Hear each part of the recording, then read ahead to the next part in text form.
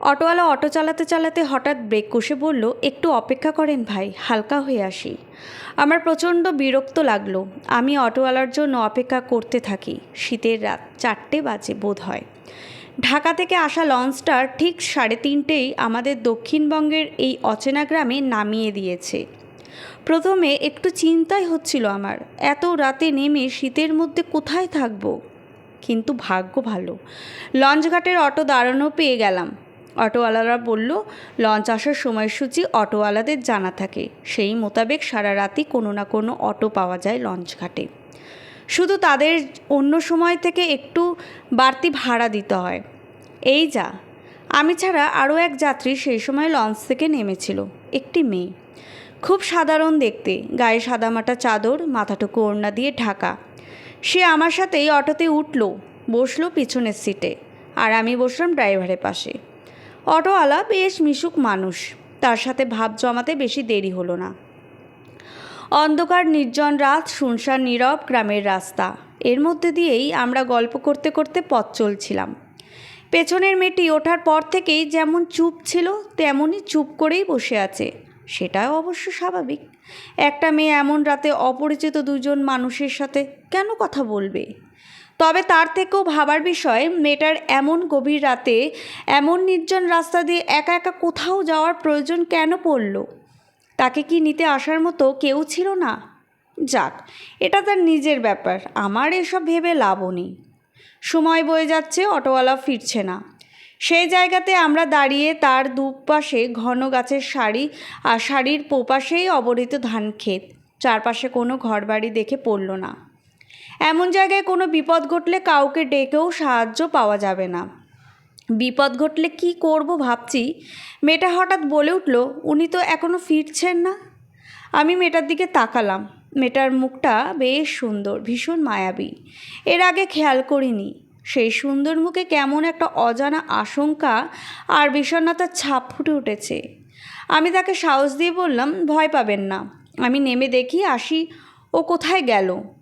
মেয়েটা কাতর কণ্ঠে বলে উঠল, প্লিজ যাবেন না।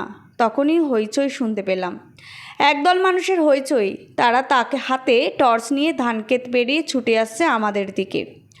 আমরা হতভম্ব হয়ে তাকিয়ে রইলাম। লোকগুলো আমাদের সামনে এসে বলল, আপনারা এই অটোতে যাচ্ছিলেন? আমি বললাম, জি। আপনারা দুজনই? হ্যাঁ। একটা লোক আমার মুখে টর্চের আলো ফেললো। আমাকে দেখে টর্চের আলোটুকু পড়ল মেয়েটার মুখের ওপর। একটু বেশি সময় যেন টর্চের আলোটুকু স্থির হয়ে থাকলো মেয়েটার মুখে। ওদের মধ্যে যে লোকটা নেতা গোছের, তিনি বললেন, একটা বিপদ ঘটে গেছে। কি বিপদ? আপনাদের নিয়ে যে অটোওয়ালা যাচ্ছিল তাকে সাপে কেটেছে। বলেন কি? হ্যাঁ। অন্ধকারে ঝোপের আড়ালে ছিল, বুঝতে পারেনি। আমরা ওই সামনে ছিলাম, জমিতে ধান পাহারা দেবার জন্য। লোকটার চিৎকার শুনে দৌড়ে আসি। সাপে কাটলো, অথচ শীতকালে তো সাপ বের হয় না জানি। দংশমণি সাপ শীত গরম কিছুই মানে না। আপনারা তো শহরের মানুষ, জানেন না এসব? আচ্ছা যাই হোক, রাতে তো এদিক দিয়ে আর কোনো অটো যাবে না। আপনারা এক কাজ করেন, আমাদের বাসার সামনেই রাতটা আমাদের বাসায় কাটিয়ে সকাল সকাল চলে যাবেন। আর একটা অটো ডেকে নিবনে। আমি মেয়েটার দিকে তাকালাম।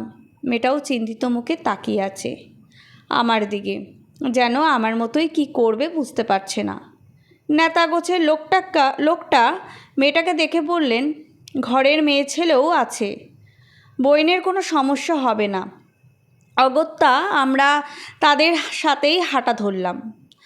আমার সাথে একটা ব্যাকপ্যাক বাদে তেমন কিছু ছিল না। মেয়েটার সাথে ছিল একটা লাগেজ। ওদের মধ্যে একজন লাগেজটা মাথায় করে নিয়ে আসতে লাগলো। ওদের আতিথেয়তা দেখে সত্যিই খানিকটা মুগ্ধ হচ্ছিলাম। নেতাগোছের লোকটা আমাকে জিজ্ঞাসা করলেন, এই গ্রামে কি কোনো কাজে আসছিলেন? জি, আমার বন্ধুর বোনের বিয়ে, ওই বিয়েতে দাওয়াত খেতে আসলাম। কী নাম আপনার বন্ধুর? আসাদ। ও, আসাইদ্দার বন্ধুর আপনি? হ্যাঁ, ওর বোনের তো বিয়ে। তা ও আপনাকে নিতে গেল না কেন লঞ্চঘাটে? আসলে আমিই মানা করেছিলাম। লঞ্চ ভোরে এসে পৌঁছবে শুনে বলেছিলাম একাই চলে যাব। কিন্তু ভোর বলতে যে একদম রাতেই এসে পৌঁছাবো লঞ্চটা বুঝতে পারিনি। ও আচ্ছা, তা বোন আপনি কেন আসছিলেন এখানে? মেয়েটা বলল, একজনকে খুঁজতে এসেছিলাম। কারে? টাকা পাইন নাকি কারোর কাছে? না। তাহলে লাভ কেস? মেয়েটা কিছু বলল না। নেতাগোছের লোকটা হাসলেন। আমি অবাক চোখে মেয়েটার দিকে তাকালাম। সত্যি কি ও হারিয়ে যাওয়ার মানুষটাকে, ভালোবাসার মানুষটাকে খুঁজতে এসেছে এত দূর? সেই জন্যই কি ওর মুখে অমন বিষণ্ণ ভাব? আমরা ধান ক্ষেতের আইল ধরে চলতে চলতে একখালি জায়গায় এসে পৌঁছালাম। চারপাশের ধান গাছের মাঝে এক টুকরো খালি জায়গা। সে সময় হঠাৎ নেতাগোছের লোকটা দাঁড়িয়ে গেল, আর তার সঙ্গী দুজন জাপটে ধরল আমাকে। আমি চিৎকার করে উঠলাম, কি করছেন? নেতাগোছের লোকটা কিছু বলল না, কেবল চিৎকার করে উঠল, কামাইল্লা! দেখলাম এক লোক অন্ধকার থেকে আমাদের সামনে এসে দাঁড়ালেন। আমি লোকটিকে চিনলাম, আমাদের অটোওয়ালা। নেতাগোছের লোকটা অটোওয়ালাকে ধমক দিয়ে বললেন, এইসব কি আনছোস এবার? মালকড়ি তো কিছু নাই। অটোওয়ালা ভয়ে ভয়ে বলল, এই সপ্তাহে এই প্রথমবার প্যাসেঞ্জার পাইলাম ওস্তাদ, কি করুম? আপনে তো গালমন্দ করবার লাগছিল, শিকার পাই না দেইখা। যাক, যা হওয়া হয়েছে। মালকড়ি না থাকলে মালটা খাসা ওরে দিয়াই হইব। বলেই নেতাগোছের লোকটা আমার দিকে তাকিয়ে বলল, আপনি আমাদের গ্রামের মেহমান, আপনারে ছাইরা দিলাম। তো আমরা যে আপনারে এইখানে আটকাইছি কাউরে কইতে পারবেন না, আমি বললাম। আর মেয়েটা পাশের একটা লোক বলে উঠল, ওই ওস্তাদের কথা শুনছস না? নিজের জান বাঁচছে, এই নিয়েই শুক্রিয়া কর, আরেকজনের কথা চিন্তা করোস কেন? আমি বললাম, আমি ওনাকে রেখে কোথাও যাব না। লোকগুলো হো হো করে হেসে দিল। একজন বলল, ওস্তাদ আজকেও একটা হিরো পাইছি। নেতাগোছের লোকটা বললেন, ওরে বান্ধ রশি দিয়া। তখন লোকগুলো ঝাঁপিয়ে পড়ল আমার ওপর। কিল ঘুষি চড়ের এক স্রোত বয়ে গেল আমার ওপর দিয়ে। আমি নিজেকে ছাড়ানোর অনেক চেষ্টা করলাম, পারলাম না। লোকগুলো রশি দিয়ে আমাকে শক্ত করে বেঁধে মাটিতে ফেলে দিল। এত কিছু যে হলো, মেয়েটা ঠায় দাঁড়িয়ে রইল চুপচাপ, অবাক চোখে তাকিয়ে রইল আমার দিকে। আমি চিৎকার করে বললাম, পালান, তাড়াতাড়ি পালান, এরা আপনাকে ছাড়বে না। আমার চিৎকার শুনে মেয়েটা নড়ে চড়ে উঠল, কিন্তু ততক্ষণে দেরি হয়ে গেছে। লোকগুলো আমাকে ধরাশায়ী হয়ে মেয়েটার দিকে এগিয়েছে। আমার নিজেকে ভীষণ অসহায় লাগছিল। তখন মনে হচ্ছিল শুধু আমার ব্যর্থতাতেই একটা মেয়ের সর্বনাশ হয়ে যাবে। ওরা যদি আমাকে মেরে ফেলতো তবুও তো এই ঘটনাটা আর দেখা লাগতো না। তবু শেষ চেষ্টা হিসাবে জোরে জোরে চিৎকার করতে লাগলাম। লাভ হলো না। এই বিরান জায়গায় কেউ নেই আমার চিৎকার শোনার। লোকগুলো মেয়েটার গায়ে হাত দিয়েছে, হাত টান দিয়ে সরিয়ে ফেলেছে তার চাদর। সেই সময় মেয়েটার হাতে ধাতব কিছু একটা জ্বলে উঠতে দেখলাম। কি হলো বুঝলাম না। হঠাৎ লোকগুলোর গলা, পেট আর পা ধরে পড়ে গেল মাটিতে। ফিনকি দিয়ে রক্ত ছিটকে লাগলো চারপাশ। মেয়েটার হাতে দোফালা ছুরি নিয়ে ঘুরছে, যেন অজানা নাচের মুদ্রা প্র্যাকটিস করছে। আর তার প্রত্যেক স্টেপের মরণ চিৎকার করে উঠছে কেউ। শেষে লোকটুকুর গলার রক কেটে মেয়েটা আমার দিকে তাকালো। তার সুন্দর মুখটুকু রক্তে লাল। আমার বোধবুদ্ধি ততক্ষণে লোপ পেয়েছে। হা করে তাকিয়ে আছি মেয়েটার দিকে। মেয়েটা বলল, বজলু হাওলদার কোথায়? কে? মেয়েটা উত্তর না দিয়ে দূরে তাকালো। তার দৃষ্টি অনুসরণ করে আমিও তাকালাম। নেতাগোছের লোকটা খেতে আল ধরে পালাচ্ছে। বেশি দূরে যেতে পারেনি। মেয়েটা ছুট লাগালো, একদম কাছে পৌঁছে গেল লোকটা ততক্ষণে ঘুরে দাঁড়িয়েছে, ওর হাতে বড় একটা ছুরি। মেয়েটার গায়ে পোজ দিতে গিয়েছিল। মেয়েটা সরে আঘাতটা এড়ালো। এরপর নিপুণ হাতে যেন নকশা আঁকলো লোকটার গায়ে। লোকটা পড়ে গেল, যন্ত্রণায় চিৎকার করতে লাগলো। প্রচণ্ড চিৎকারে তার ভবলীলা সাঙ্গ হলো। মেয়েটা কিছুক্ষণ তাকিয়ে রইল লোকটার দিকে। এরপর আকাশের দিকে তাকিয়ে কিছু বলল। তারপর ফিরে এলো আমার কাছে। আমি ভয়ে কাঁপছি। কাঁপা গলায় বললাম, আপনি কে? মেয়েটা বলল, সেটা জানার আরও সময় পাবেন। এখন চলুন তাড়াতাড়ি, জলদি। বলেই মেয়েটা তার লাগেজ খুলে এক সেট কাপড় বের করে ছুট লাগালো। আমি কি করব বুঝতে পারছিলাম না, ছুটলাম তার পিছু পিছু। আইল ধরে গিয়ে মেইন রাস্তার পাশে দৌড়তে পৌঁছতেই দেখলাম কতগুলো বাইক রাখা। ওই লোকগুলোর বাইকই মনে হয়। একটা বাইকের চাবি লাগানোই ছিল। মেয়েটা চাবি নিয়ে বাইক স্টার্ট দিয়েই আমাকে বলল, উঠে পড়ুন জলদি। আমি মেয়েটার পিছে বাইক উঠালাম। মেয়েটা বাইক টান দিল প্রায় 80 কিলো স্পিডে। কিছুক্ষণের মধ্যেই আমরা লঞ্চঘাটে পৌঁছে গেলাম। এরই মধ্যে মেয়েটা আমাকে নামিয়ে দিয়ে এক অদ্ভুত কাজ করলো। বাইকটা একটু পেছন দিয়ে প্রচণ্ড বেগে সামনের দিকে চালানো শুরু করলো। বাইকটা যখন নদীর ধারে পৌঁছে গেছে তখন মেয়েটা বাইক থেকে এক লাফ মেরে সরে গেল। বাইকটা একটা ডিগবাজি খেয়ে পড়লো নদীর ভেতরে। এরপর তলিয়ে গেল। মেয়েটা তার নিয়ে আসা এক সেট জামা নিয়ে আড়ালে চলে গেল। কিছুক্ষণের মধ্যে তার জামা পাল্টে আবার আগের রক্তমাখা জামাগুলো ইটের সাথে বেঁধে ছুঁড়ে মারল নদীতে। তারপর তার সাথে থাকা রক্তমাখা ছুরিটাও ছুঁড়ে ফেলল নদীতে। নদীর তলে হারিয়ে গেল ছুরিটা চিরতরে। ততক্ষণে ঢাকা যাওয়ার একটা লঞ্চ এসেছে ঘাটে। মেয়েটা লঞ্চে উঠে পড়ল। আমাকে বলল, আপনি উঠে পড়েন লঞ্চে। এখানে কখন এসেছিলেন জানলে বিপদ হতে পারে। আমিও মেয়েটার পিছু পিছু লঞ্চে উঠে পড়লাম। কিছুক্ষণের মধ্যেই ভোর শব্দ তুলে ছেড়ে দিল লঞ্চটা। ডেকে একপাশে ছোট জায়গায় আমরা বসলাম। কিছুক্ষণ জিরিয়ে নিয়ে দম ফিরে পেয়ে আবার মেয়েটাকে একই প্রশ্ন করলাম, কে আপনি? কিভাবে এতজনকে একসাথে ঘায়েল করে ফেললেন আপনি?